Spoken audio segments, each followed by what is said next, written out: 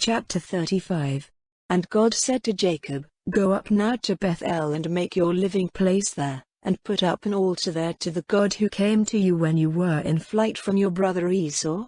Then Jacob said to all his people, Put away the strange gods which are among you, and make yourselves clean, and put on a change of clothing, and let us go up to Bethel, and there I will make an altar to God, who gave me an answer in the day of my trouble, and was with me wherever I went. Then they gave to Jacob all the strange gods which they had, and the rings which were in their ears, and Jacob put them away under the holy tree at Shechem. So they went on their journey, and the fear of God was on the towns round about, so that they made no attack on the sons of Jacob. And Jacob came to Luz in the land of Canaan, which is the same as Bethel, he and all his people. And there he made an altar, naming the place El Bethel, because it was there he had the vision of God when he was in flight from his brother.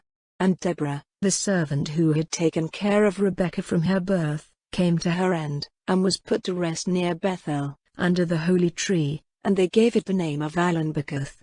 Now when Jacob was on his way from Paddan Aram, God came to him again and, blessing him, said, Jacob is your name, but it will be so no longer. From now your name will be Israel. So he was named Israel.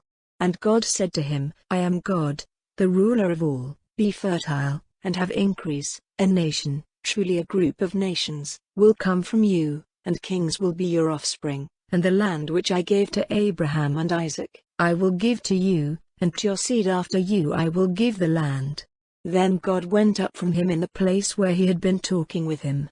And Jacob put up a pillar in the place where he had been talking with God, and put a drink offering on it, and oil. And he gave to the place where God had been talking with him, the name of Bethel. So they went on from Bethel, and while they were still some distance from Ephrat, the pains of birth came on Rachel and she had a hard time. And when her pain was very great, the woman who was helping her said, Have no fear, for now you will have another son. And in the hour when her life went from her, for death came to her, she gave the child the name Ben-Oni, but his father gave him the name of Benjamin. So Rachel came to her end and was put to rest on the road to Ephrat, which is Bethlehem.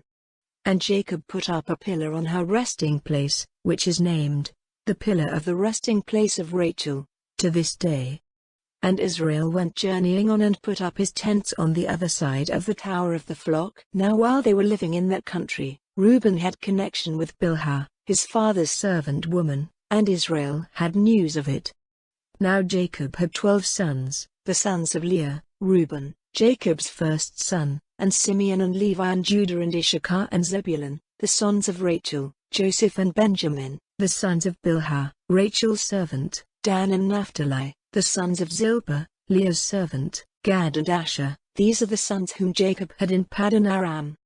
And Jacob came to his father Isaac at Mamre at Kiriath Arba, that is, Hebron, where Abraham and Isaac had been living. And Isaac was 180 years old.